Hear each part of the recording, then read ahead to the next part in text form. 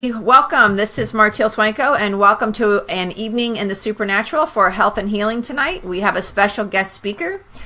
Just want to test the microphone. Is everybody able to hear us okay?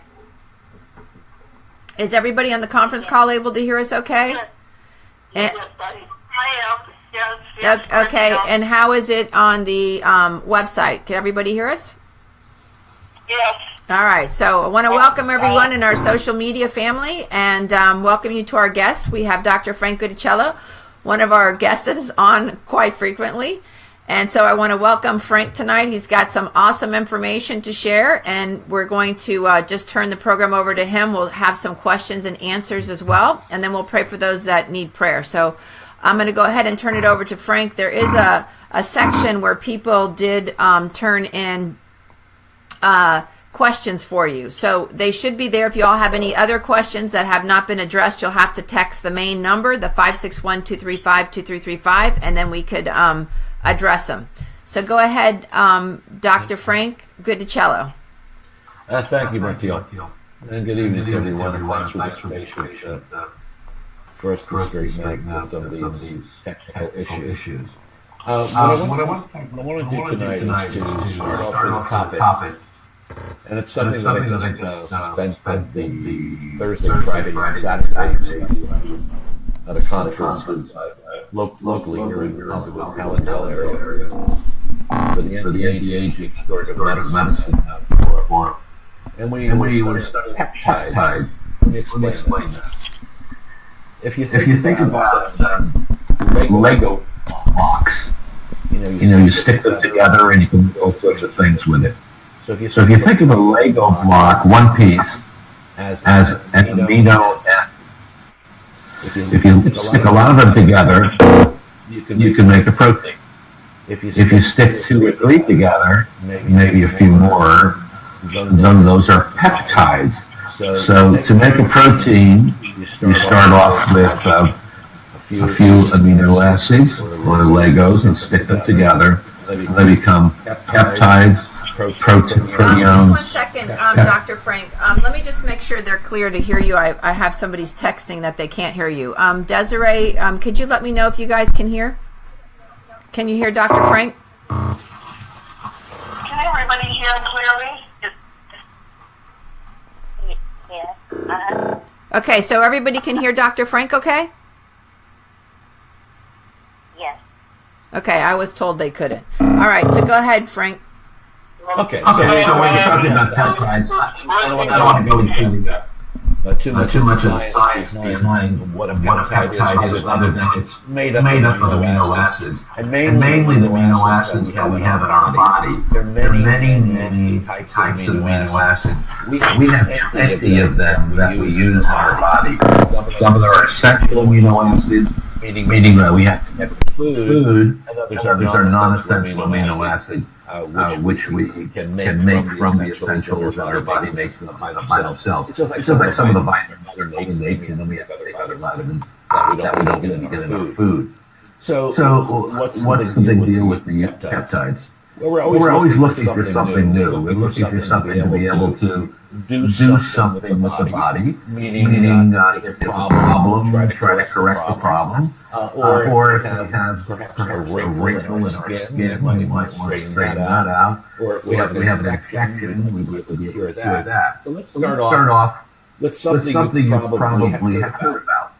And it's anti-aging creams. There are a lot of them on the market, but the ones I want to talk about are primarily peptides. So that means just a few amino acids together.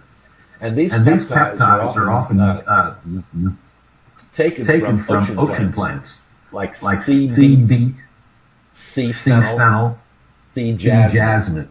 And then the medical says that causation, something happens with having a lot of peptides, such as inflammation or injury in the body. And in particular for anti-aging, collagen production. So you probably know that collagen is skin elasticity. So the external use of peptides that are rubbed on the skin are then absorbed into the skin and it tricks the body into sending collagen production into super high gear, especially compared with the lower collagen production rates common in older individuals. Let's say mature individuals. Anyway. So it itself is not collagen. However, this stimulates, this spark to start a fire. It stimulates the body's own production of its own collagen. So just very little of this peptide will give a spark to the body to make its own collagen. And of course, if you have more collagen, you have more elasticity of skin, more elasticity of skin, means fewer wrinkles. Okay, we can go on to another peptide series that are used for antimicrobial treatments. We use antibiotics or alcohol, iodine, thimerosal, all these other things for skin lesions, for bacterial infections. However, we know that with sun damaged skin or injury or acne lesions, there's a defect in the body's skin, and bacteria get in their entree into the skin and body, and then can cause an infection. What happens, the body sees this flood of activity in the area, so white blood cells come in to kill the infection and to clear the skin.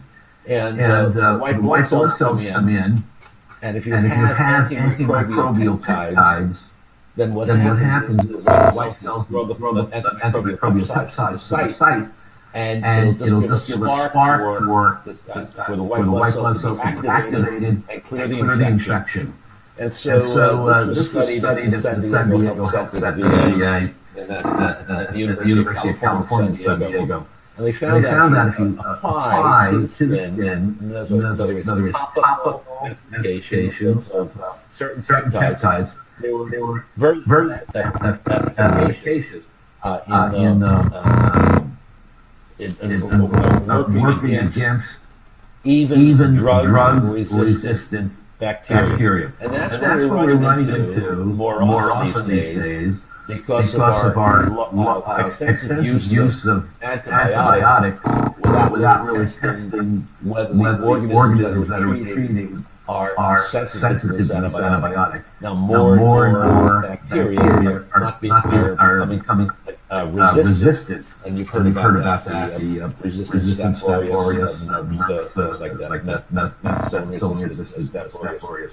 And there are a lot in the hospitals also running now in the population in town. People are getting infected with organisms that are resistant. They haven't been antibiotics before. So the microbes, they're trying to fight the microbes with all these different peptides. So they're still creating a lot of different peptides and testing them. Also, people get X-rays and they get all sorts of scans of the body work and what's going on inside the body. And generally, when you have a body scan, a CT scan, an MRI, or some other X-rays, there's a certain amount of dye that is sent into the bloodstream. And if you use a peptide, you can have the peptides cause a fluorescence when they come in contact with certain tissue.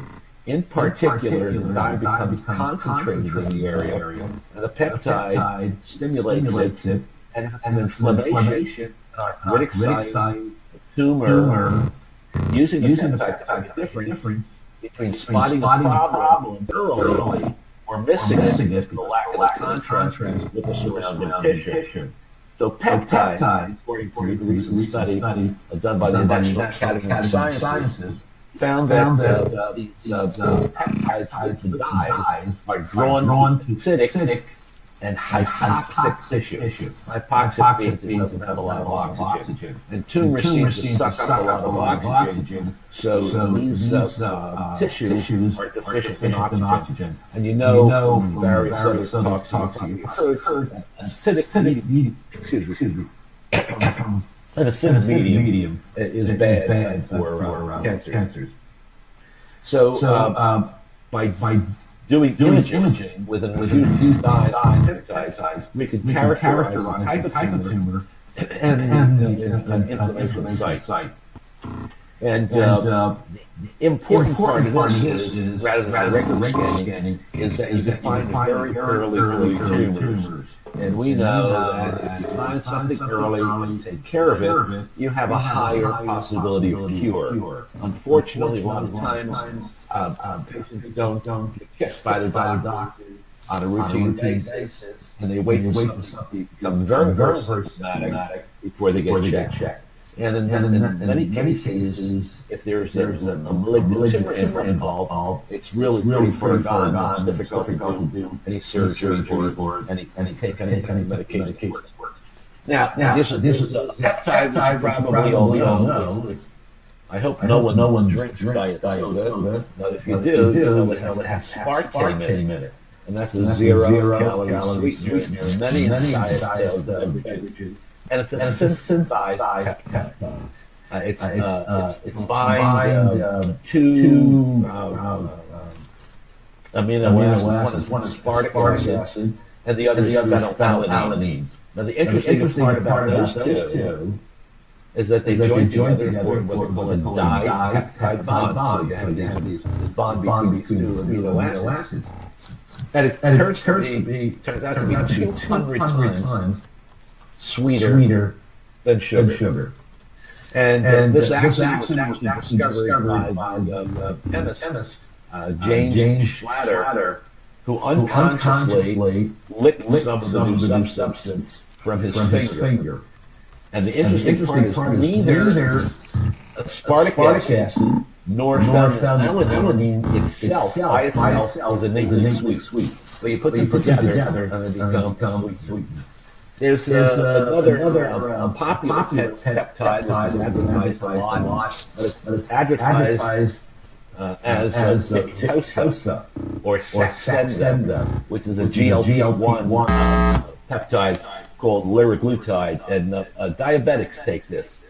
Now, the interesting thing about the peptides is that they're stimulating. That's just the spark. Diabetics need insulin, so if they take Victoza, the GLP-1 peptide stimulates the beta cells in the pancreas to produce insulin. The peptide itself does not take care of the sugar problem, but it makes the body make more insulin. And that's how that works. So that's the whole idea of peptide. It doesn't do anything itself other than stimulate the body to make its own thing. Another one is growth hormone peptide. It's growth hormone releasing peptide, and that works up in the pituitary. And the pituitary does make growth hormone, releasing hormone, so it's GHRH. But I'm talking about the peptide, growth hormone releasing peptide. So you give the peptide, and what happens is the pituitary secretes human growth hormone. Now, we secrete human growth hormone mainly while we sleep or while we exercise. And we need human growth hormone to constantly replace our cells. So that's a little story about peptides. You'll hear more about them in the future because they're very innovative. You can take the 20 amino acids that are natural to our body, and you could make a tremendous a number of compounds from it, peptides, either just 2 or 3 together, and you could flip them around all which ways out of the 20, and you could get thousands of combinations. One other thing that was very, very interesting, and what I went through the last few days, was about sleep. And you probably know a lot of people, maybe somebody within your family or loved one, who is suffering with dementia. Normally we say like Alzheimer's dementia, but there are other dementias also. So far as the Alzheimer's concerned, they've been talking about amyloid, which is a protein that is found in the brain of dementia patients, but not all of them, but a lot of them. Of course, they don't know until they do a biopsy, and they don't do a biopsy until you don't care what the results are, because you don't do biopsies on live people of the brain. So you can, but it's generally not done. So when we sleep at night, we have to have good sleep. If we have disturbed sleep, get up 4 or 5 times a night for various reasons, or there's something on our mind and our mind is constantly milling over a problem, we're trying to pay our bills, or you're worried about the position at work, or you have some project to do and you keep thinking about it, and you can't sleep, and you just keep processing it over and over, and you get a bad night's sleep, you're not getting REM sleep. And the rapid eye movement sleep is where we dream, and we call it rapid eye movement because actually the eyes are moving around because we are experiencing an episode.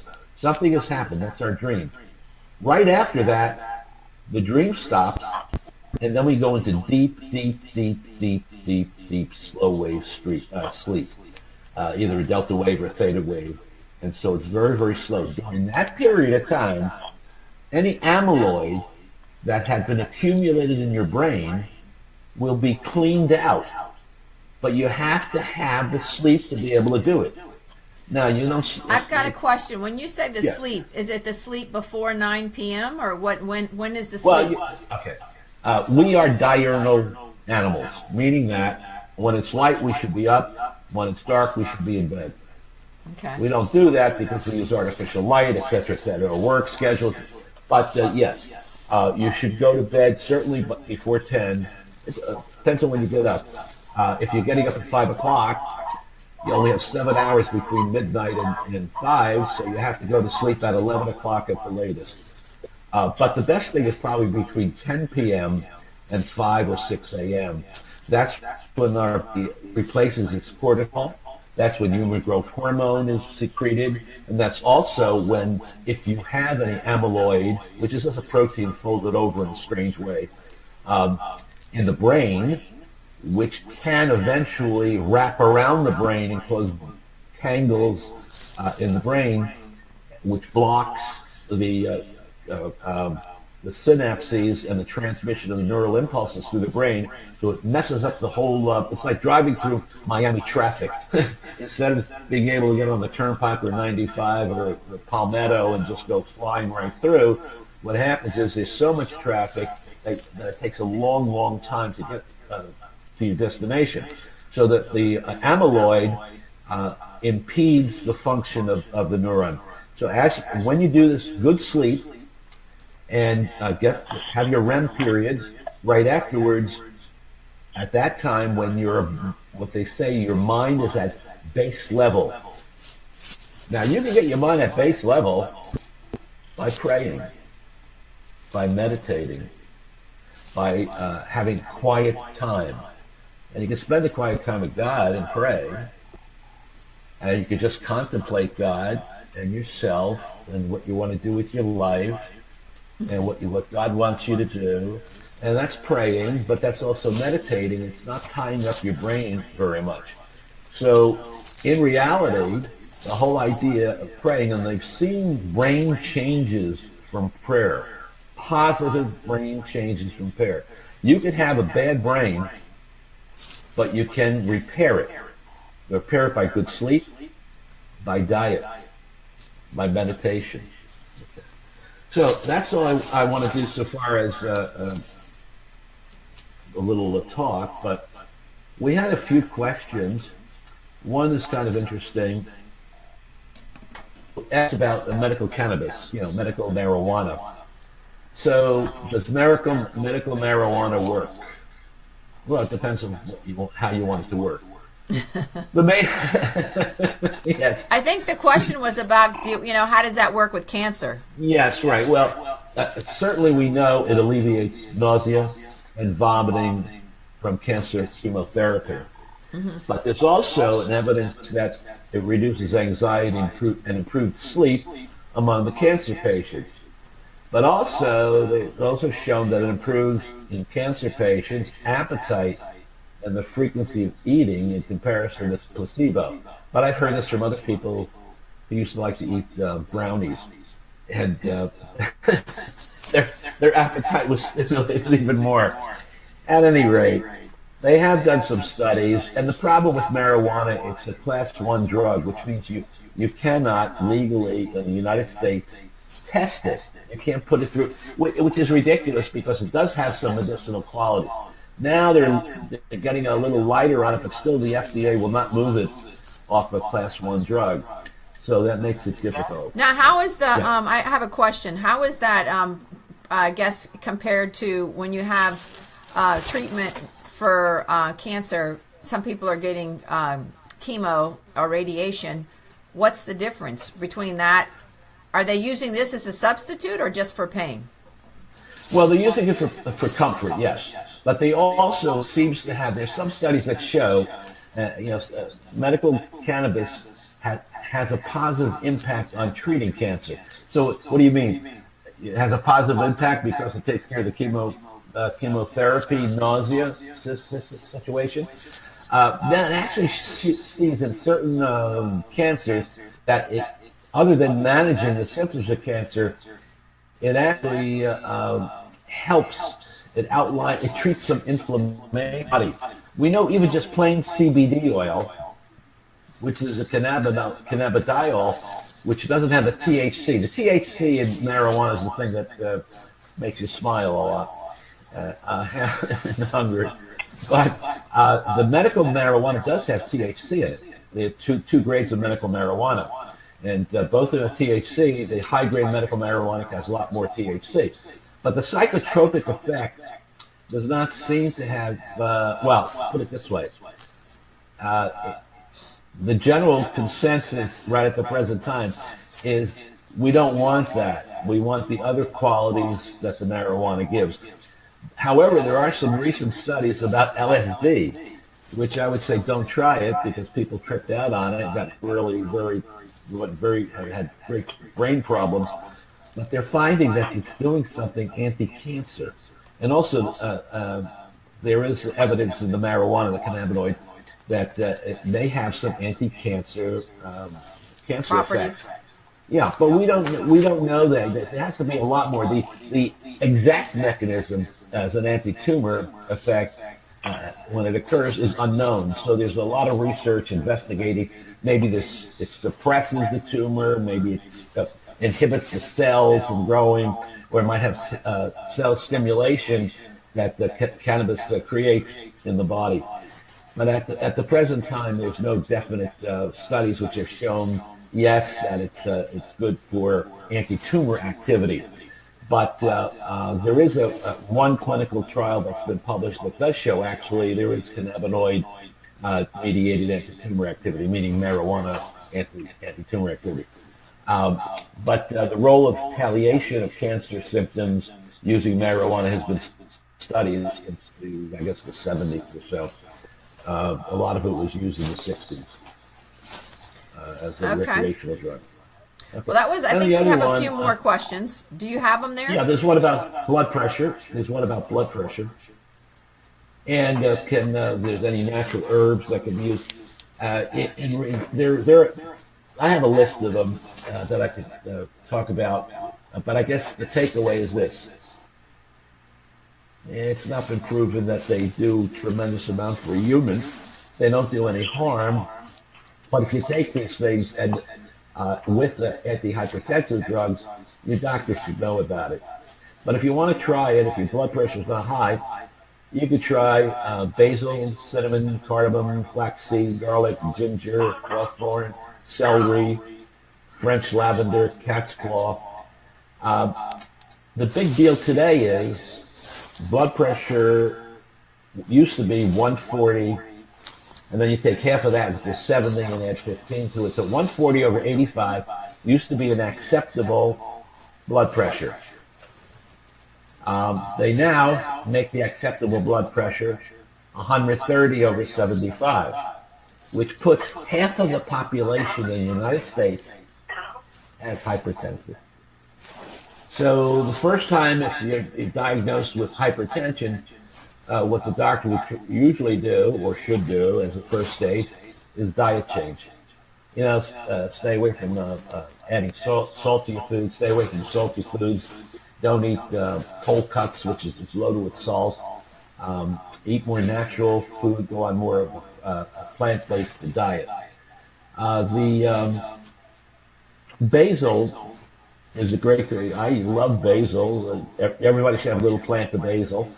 I use it to sauce, tomato sauce. Uh, and it's very easy to use, and it certainly can't hurt. But there really hasn't been any great study that shows that it works a lot. Cinnamon is another thing that's been talked about with regard to blood pressure to bring your blood pressure down a little. It's been used in rodents with some prolonged high blood pressure control.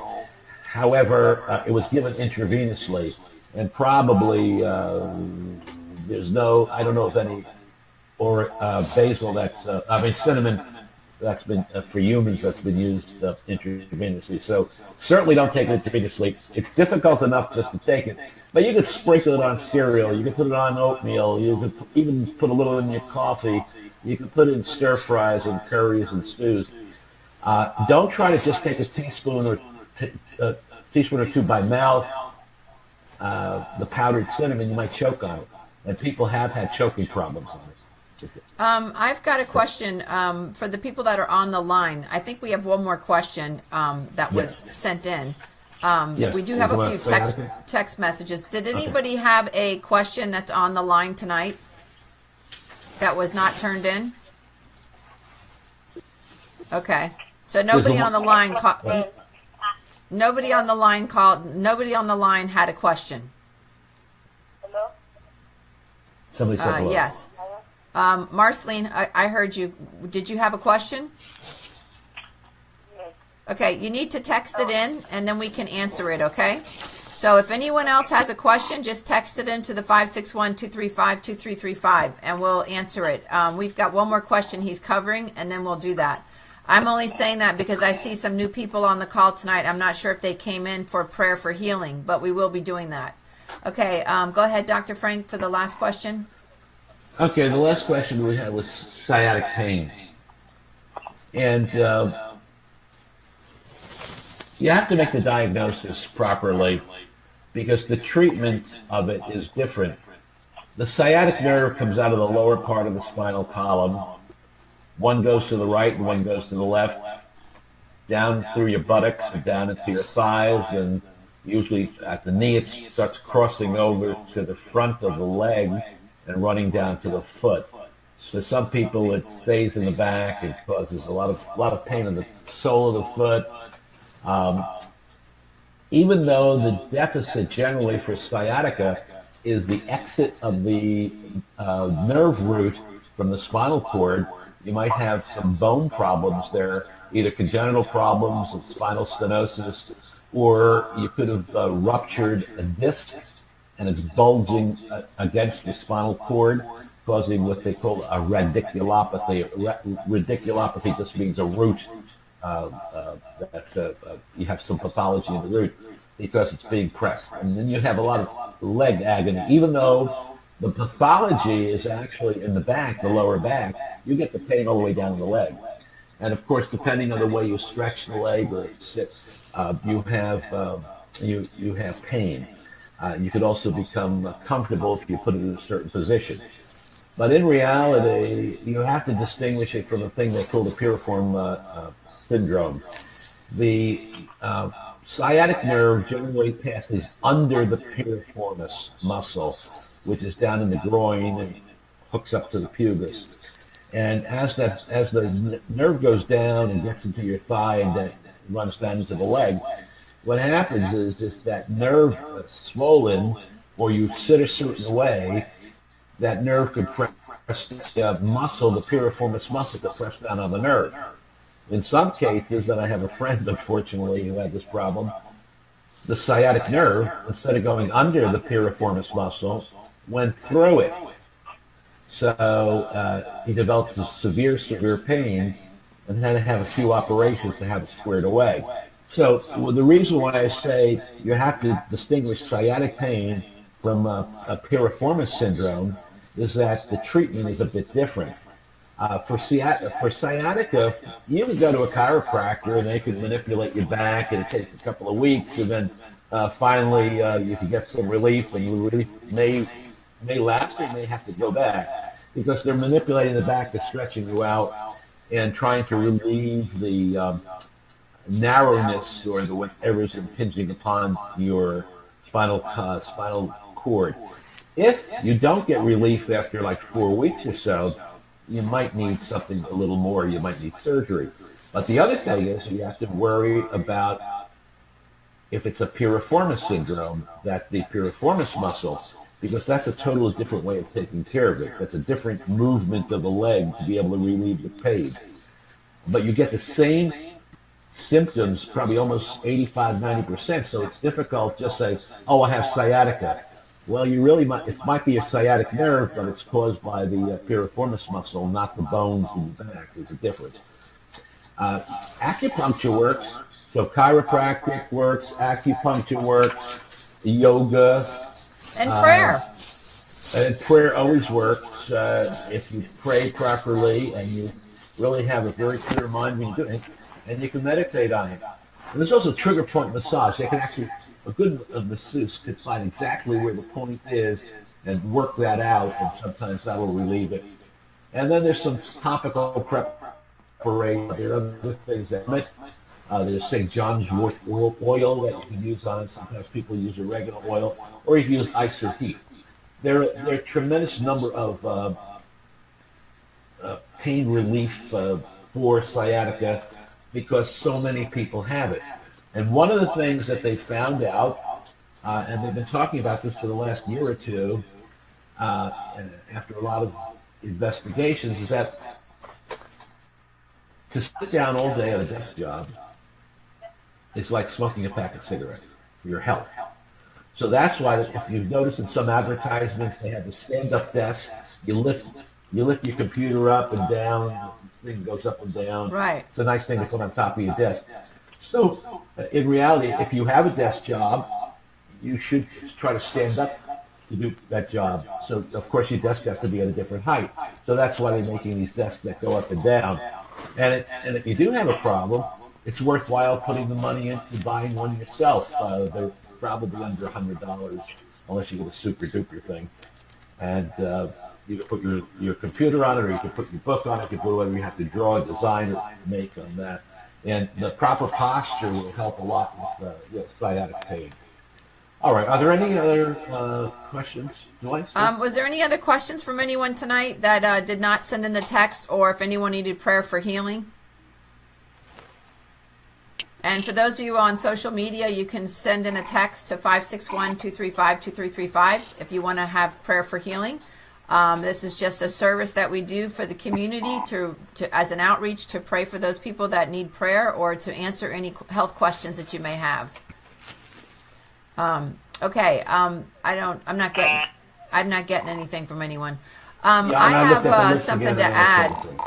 I have something to ask you. What about people that have autoimmune disorders? What do you do for that? Or what can you do for that? Well, the first thing you do, and you know this because we've spoken about it before, the first thing you do is look at the diet. And the person has to be honest what they're eating. And probably 80% of autoimmune diseases you can find in the diet. The others are from the environment. Where do you work? There was one doctor that gave her story just not too long ago. She was in this new office. She joined a group of 5 other docs. Now here you are. You're in a profession to be able to help other people. She's in this beautiful new office. And after a couple of months, she was just so tired and exhausted. And actually, with all these other partners, it should have been a little easier. And she couldn't figure out what was going on. And finally had some testing done, and she was loaded with mold. She was sitting against the wall. On the other side of the wall was a janitor's closet with mops and a sink. They went in there. The mold count was unbelievable. They took the wall covering off, and it was all black mold. So nobody else in the office got sick, but she did. So Unfortunately, sometimes the autoimmune could be from mold, and sometimes you're saying from diet. well, it can be from diet. If you take most of You any mean because prepared- you're having an allergy, a food allergy, or you're just saying a bad well, diet? it's both. What when we think of an allergy in general, the average person is, oh, an allergy, I was sniffling or I sneezed or I broke out in hives or something like that. However, you can have an allergy, meaning a food sensitivity. Your body's making a tremendous amount of antibodies against it, but you really don't, you're not having difficulty breathing, you're not getting an itch or a rash, but it's eating away at another part of your body. Your small intestine is not functioning correctly. You've made antibodies that could travel to other parts of the body, and then all of a sudden it looks at that and says, that thyroid doesn't look like it belongs there. And also you end up with Hashimoto's disease. And 1 out of 10 people in the United States get thyroid disease, and 1 out of 6 are females. So females get it much more than males do. So yeah, you could your diet. So you have to look at all the foods you're eating, and go on a clean diet. And for me, a clean diet would be no dairy, no eggs, no red meat. What's the other one? Oh, and no wheat.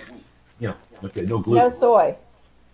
Well, soy, yeah. Well, soy is a fermented product that some of them are have wheat in it. So what you do is you take anything other than just clean stuff.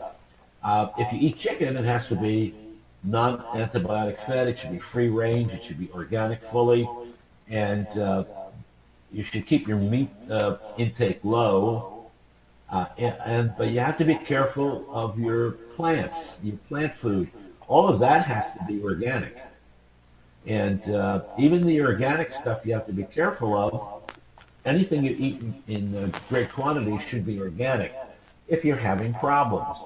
And generally, if you're sensitive to something in the wheat group or red meat, because red meat is just loaded with terrible stuff, because the feed that these animals get have a lot of antibiotics in it.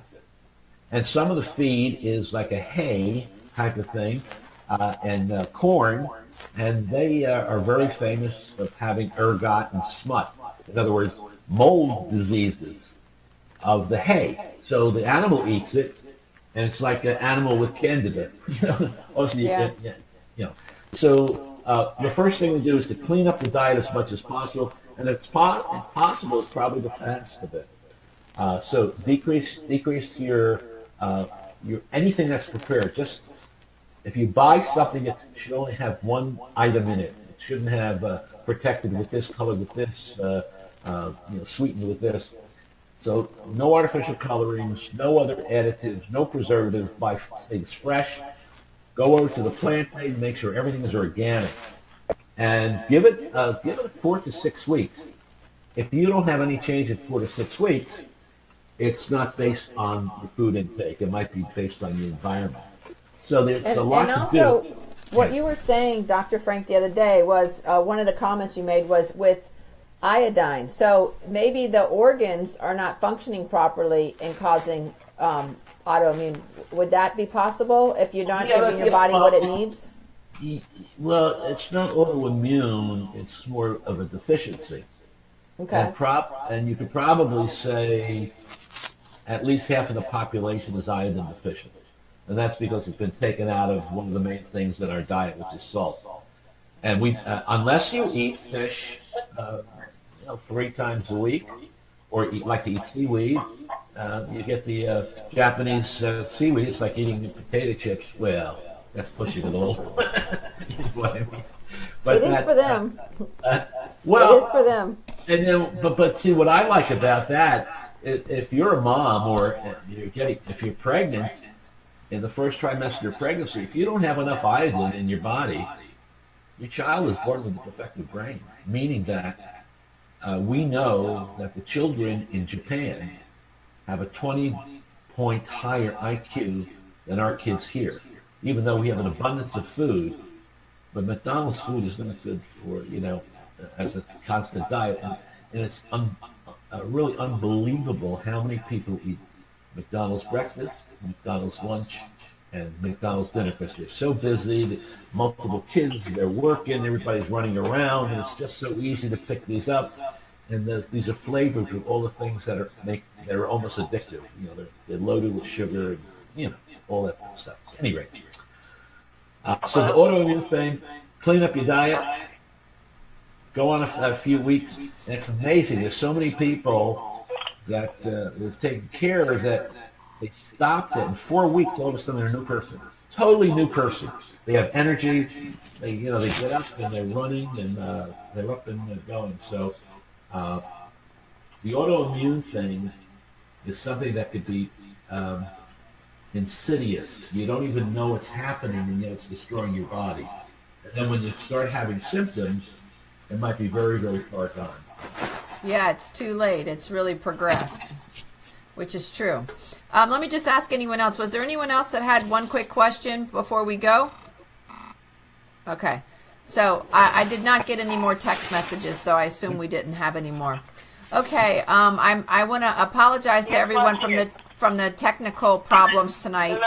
I wanted to apologize to everyone for the technical problems tonight and for the delay and everything. In the future, if you do have any questions for Dr. Frank when he comes on, he's probably going to come on once a month if his schedule permits. You guys need to send in the text messages ahead of time so that he has the time to research it and give you the answers. It would just make things go a lot smoother. Go ahead. And also, I could give better references and something that perhaps I'm not familiar with. I could look up and maybe even give them a URL. I couldn't hear Dr. Frank tonight. You could or you could not? I could not. Okay, well, I couldn't hear him. Okay. I had asked earlier several times if people could hear him, and everybody said yes. So I said no. No, I don't know if you heard me, but I said no. No, I didn't. I couldn't hear him. No, we couldn't. Many of us couldn't hear him. Okay. Well, I asked several times, and I heard everybody could hear him, so that's why. I said no. I was one that said no. Okay, well, I appreciate you letting me know now. At least I know, so we'll have to figure that out. And the other thing is, what would be interesting is how are they listening? No, it has to do with us, Frank, because they always could hear. So there's some kind of technical problem we have to figure out. But anyway, all right. Well, we want to thank Dr. Frank for coming out tonight. We appreciate it. And for those of you that have any questions, please send them in for the next time. And for those of you that need prayer for the sick, we're happy to pray for you on Mondays or Fridays if you need prayer.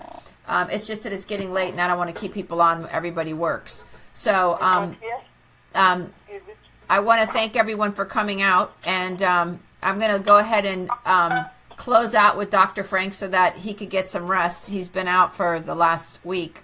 And I'll stay on if anyone else has any questions.